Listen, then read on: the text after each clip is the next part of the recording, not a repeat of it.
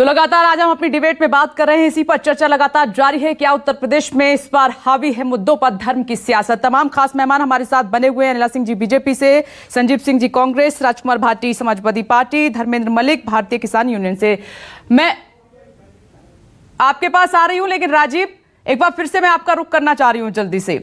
राजीव, मैं असदुद्दीन ओवैसी की बात कर रही हूं, वो केंद्र में है इस बार, भले ही जीत ना पाए, लेकिन माना जा रहा है उत्तर प्रदेश में वो खेल बिगाड़ सकते हैं पार्टियों का।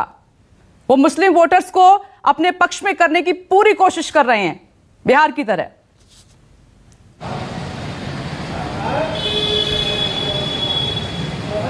देखिए, ये तो वक्त बताएगा। मुझे लगता है कि अब जो चुनाव देश में हो रहे हैं वो बाइपोलर हो रहे हैं। एक तरफ बीजेपी, नरेंद्र मोदी, अमित शाह, योगी, यूपी की बात करता हूं, तो दूसरी तरफ दूसरा कोई पक्ष चुनाव तक जाते जाते खड़ा होगा। मुझे दिखाई ऐसा दे रहा है, मैं ग्राउंड पर हूं। आगे क्या होगा, ओवैसी कितने असरदार होंगे या कितनी सेधमारी करेंगे, ये आने वाला वक्त बताएगा। विपनेश, मैं एक छोटी सी बात कहना चाह रहा था। अनुच्छेद 370 जब खत्म किया तो राज्यसभा में अमित शाह ने एक बहुत तार्किक बात कही थी। उन्होंने कहा था कि जब नगर पालिका के पार्षद के चुनाव होते थे तब भी, और हम नहीं जीतते थे, 2 पार्षद के चुनाव नहीं जीते थे, तब भी हम कहते थे कि सरकार में आएंगे तो 370 खत्म कर देंगे। हम पहली बार सरकार में आए, हमने खत्म नहीं किया, लेकिन जब जनादेश दूसरी बार पहली बार से ज्यादा हमको मिला है तब हम 370 खत्म कर रहे हैं। ये कोई छुपा एजेंडा नहीं था, हम पहले से कहते आ रहे थे। इस बात का विरोध तो हो सकता है, लेकिन ये बात अपनी जगह तार्किक है।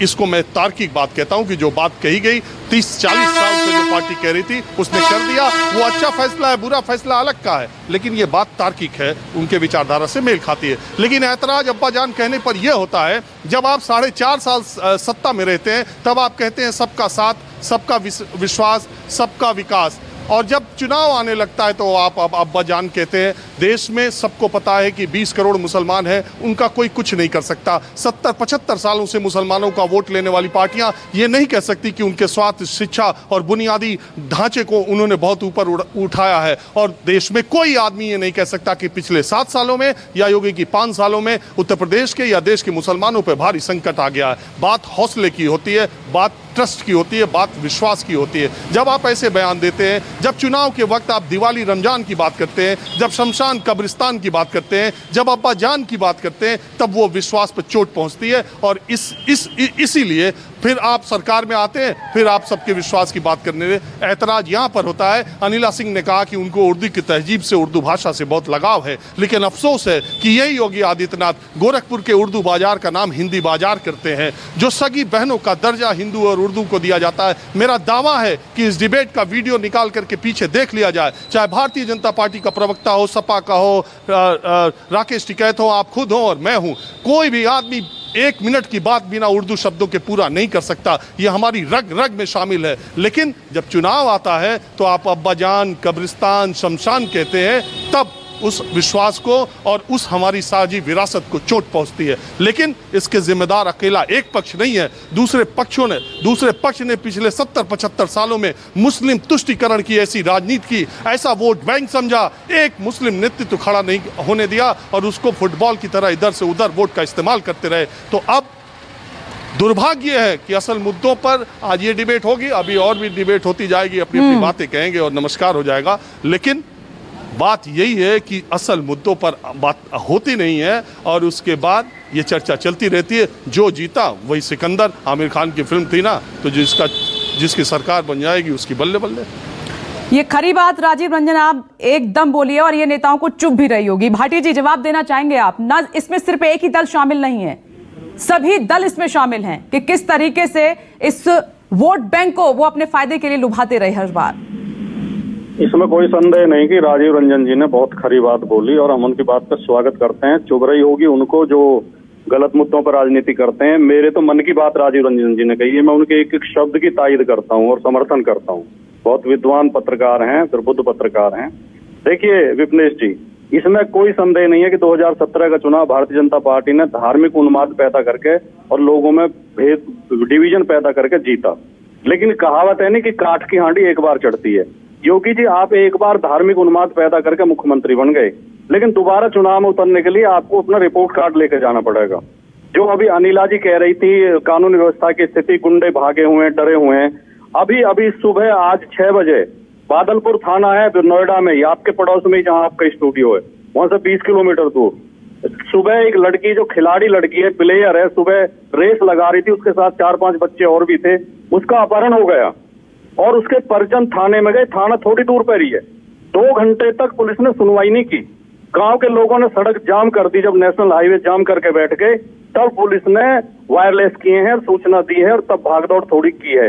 ये तो कानून व्यवस्था की स्थिति है। अभी आपके पास फोटो आई होगी और मीडिया में सब में खबर है कि अयोध्या में मोहन भागवत ने अविवाहित लड़कियों से पैर धुलवाए अपने साधुओं से, धोती ऊपर करके बैठे हैं कुर्सी पर, पैर धुलवा रहे हैं। इतनी शर्मिंदगी होती है देख के। ये इनका हिंदुत्व है, असली हिंदुत्व जो है इनका। तमाम जो अच्छे हिंदू संत हैं, जो बड़े बड़े संत हैं, वो इस पे नाराजगी जाहिर कर रहे हैं और कह रहे हैं ये अपराध किया है इन्होंने, मोहन भागवत ने।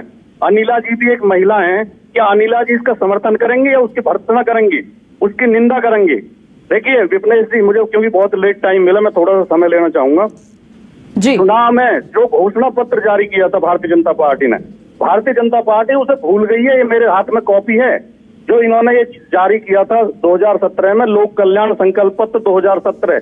ये उठा के नहीं पड़ा योगी जी ने। उसके बाद झूठी बातों में उलझे रहे हैं, कहीं दिए जला रहे हैं, कहीं फूल बरसा रहे हैं, कहीं हिंदू मुसलमानों को लड़ा रहे हैं, अब्बा जान। और अनिला जी कह रही है कि हेलो जी भाटी जी बोलिए।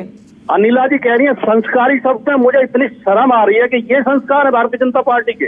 अब्बा जान कौन कहता है? आप कहते हैं कि उनके पिताजी तो मान लेते एक बार को, अब्बा जान कह के आप एक धर्म पे निशाना साध रहे हैं। देखिए इन्होंने अपने घोषणा पत्र में कहा था, मैं अनिला जी को याद दिला दूं, इनमें से एक भी काम हुआ हो तो मुझे बता दें। 25 नए मेडिकल कॉलेज बनाएंगे, एम्स स्तर के 6 नए संस्थान बनाएंगे, मेट्रो लखनऊ नोएडा और लखनऊ में मेट्रो को विस्तार देंगे। एक मिनट भाटी जी, राजीव रंजन यहाँ पर कुछ कहना चाहें। राजीव कुछ पूछना चाह रहे हैं क्या आप? जी राजीव जी। नहीं विपनेश, मैं कुछ नहीं पूछना है। मैं कह रहा हूँ आपके जो गेस्ट हैं वो तकनीक का कमाल देखिए। मैं तो एक फ्लाईओवर के नीचे बारिश में खड़ा हूँ, मुझे जाना है, मुझे इजाजत दीजिए, बाकी लोगों से बात कीजिए। ठीक है राजीव, अपना ध्यान रखिए, आपको आगे भी निकलना है। भाटी जी, मैं जवाब ले लूं अनिला सिंह जी से, क्योंकि आपने कई सवाल खड़े कर दिए एक साथ। विपनेश जी, मुझे समय कहाँ मिला पूरी डिबेट में? बोलिए, जल्दी से बोलिए, एक जल्दी से बोलिए। हाँ, इन्होंने कहा था कि बिजली 3 रुपए प्रति यूनिट देंगे, 3 रुपए प्रति यूनिट। आज भारत में सबसे ज्यादा महंगी बिजली है और बिजली का बिल न देने पर लोगों को जेल भेजा जा रहा है। इन्होंने कहा था 10 नए अंतर्राष्ट्रीय स्तर के विश्वविद्यालय बनाएंगे। तो भाटी जी, यही बात तो मैं उस दिन कह रही थी जो बुरी लगी आपको। मैंने कहा कि विपक्षी पार्टियां मुद्दों से क्यों भटक रही हैं, क्यों? ये आप जमीन पर उतरिए, ये गिनाइए। लेकिन आप भी धर्म की सियासत में फंसे हुए हैं, आप भी सम्मेलन करने में लगे हुए हैं, आप भी बयानबाजियों में अटके हुए हैं, ट्विटर तक सिमट कर रह गए हैं। उतरिए ना आप जमीन पर। मैं तो सभी के लिए बात कह रही हूँ। क्यों संजीव जी, सही कहा ना मैंने? विपनेश जी, मौका ये दीजिएगा कि अब्बा जान कौन है, ये जो चर्चा चल रही है, आवाज आ रही है तो सुनिएगा। अनिला जी आ रही हूँ। खाद्यान्न घोटाले को लेकर के योगी जी ने बात कही। आपको जानकर के ताजुब होगा कि 2001 में किसकी सरकार थी? खाद्यान्न घोटाले की जांच जब हुई 2005 में जनहित याचिका से बात शुरू होती है, 2007 में हाईकोर्ट लखनऊ ने आदेश दिया और ये खाद्यान्न घोटाला 2001 से लेकर 2005 तक हुआ। तो अब्बा जान कौन था खाद्यान्न घोटाले का, योगी जी पता कर लें। राजनाथ सिंह मुख्यमंत्री हुआ करते थे, जो लोग राखी बनवा के सत्ता चलाते थे वो मुख्यमंत्री हुआ करती थी। दूसरी बात, अभी आप कह रही हैं कि इनको लेकर के अभी मोदी जी उद्घाटन करने गए, जो वोटों को लेकर के जाट नेता बना रहे हैं। पहली बात शर्म करनी चाहिए कि एक व्यक्ति जो स्वतंत्रता संग्राम सेनानी थे, राजा महेंद्र सिंह, जो गांधी जी के साथ थे, विश्वविद्यालय के नाम पे इनका संकल्प पत्र पढ़ लीजिएगा। 2017 में कहा था कि 10 विश्वविद्यालय बनाएंगे और संस्कृत का विश्वविद्यालय बनाएंगे पंडित मदन मोहन मालवीय के नाम पे, जो वाराणसी में जहां से नरेंद्र मोदी जी आते हैं। 10 महीने से बीएचयू को कुलपति नहीं मिल पाया और आज स्थिति ये है कि नियुक्तियों से लेकर के निर्माण तक घोटाला बीएचयू में चल रहा है। ये स्थिति है। आप इस पे अनिला जी से पूछिए कि मोदी जी के संसदीय क्षेत्र बीएचयू में कुलपति कब आएगा। और वहीं पे अभी शिक्षा मंत्री धर्मेंद्र प्रधान जी ने संसद में कहा कि आज आईआईटी हो, एनआईटी हो और तमाम यूनिवर्सिटीज में 5000 से ज्यादा पद खाली हैं। तो जहां पे पद नहीं भर पाते हो आप यूनिवर्सिटी खोलने की, क्योंकि यहाँ की मंशा खेल हर जगह है। आप बताइए कलकत्ता के फ्लाईओवर की, कलकत्ता के। लेकिन संजीव जी, क्या आपकी मंशा ठीक है? यही बात कल उस मंच से बोली जानी चाहिए थी, लेकिन राहुल गांधी क्या कह रहे हैं? ये धर्म की दलाली करते हैं, हम असली हिंदू हैं, वो नकली हिंदू हैं। आप इस पर फंसे हुए हैं, धर्म की सियासत पर, जबकि बात इन मुद्दों पर होनी चाहिए थी। तभी मैंने कहा कि क्या उत्तर प्रदेश में विपक्ष भटक गया है? ये आज के दौर में मेरी बात नोट कर लीजिएगा। आजादी के पहले जिस तरह से मोहन भागवत और जिन्ना साथ में थे, आज उसी तरह, और माफ करिएगा, सावरकर और जिन्ना साथ में थे। आज इस दौर में मोहन भागवत और ओवैसी हिंदू और मुसलमान को बांट के राजनीति कर रहे हैं। भारतीय जनता पार्टी का मंसूबा साफ नहीं होगा। मुझे लग रहा है अनिला सिंह जी इस पर जवाब आपको देना चाहिए। अनिला सिंह जी बोलिए। राजनीति नहीं करती, बोलिए। यही लोग कर रहे हैं यहाँ पर। बहुत जल्दी अभी मैं तीन चार पॉइंट्स यहाँ पे बोलना चाहूंगी यहाँ पे रत्नेश जी। सबसे पहली बात तो है, मैं संजीव सिंह जी से शुरुआत कर देती हूँ। आपके नेता एक कंफ्यूज नेता है, इसलिए मैं हमेशा इंडियन नेशनल कांग्रेस को इंडियन नेशनल कंफ्यूज पार्टी कहती हूँ, क्योंकि हमने देखा कि किस प्रकार से उन्होंने कल हमारी देवियों का अपमान किया है, माँ लक्ष्मी का अपमान किया है, माँ दुर्गा का अपमान किया है। अगर संजीव जी रुक जाइए, 1 मिनट रुक जाइए, वो आपके बारे में नहीं बोली थी, सुन लीजिए। बोलिए अनिला जी। अगर उन्हें नहीं पता है कि महिलाओं का क्या होता है, नहीं संजीव जी ऐसे बात नहीं हो पाएगी। सुन लीजिए, अब सुन लीजिए, धैर्य रखिए। उन्होंने आपको सुना, ध्यान से सुनिए, बोलिए अनिला जी। तो परिभाषा और अर्थ जो है समझकर कुछ बोलते तो बेहतर होता, क्योंकि ईश्वर ने उनके खुद के घर में उनकी माँ, उनकी बहन और उनकी जो प्रियंका वाड्रा की जो बेटी है, उनकी जो भांजी है, वो सब ईश्वर ने उनके घर में दिया हुआ है। तो देवियों का अपमान नहीं करना चाहिए। तो परंतु हिंदू धर्म की उनको समझ नहीं है, इसलिए इस प्रकार की विषय को चुप कराइए रत्नेश जी, आपकी डिबेट खराब होगी। संजीव जी रुक जाइए, संजीव जी रुक जाइए। अनिला सिंह जी, ये अजहरुद्दीन ओवैसी ने कहा कि काम करते तो अब्बा अब्बा नहीं चिल्लाते, जिनको ओवैसी चचा जान कह रहे हैं, बीजेपी की बी टीम कह रहे हैं। बहुत कुछ सब लोगों ने कहा है, मैं भारतीय जनता पार्टी को यहाँ पे रिप्रेजेंट कर रही हूँ।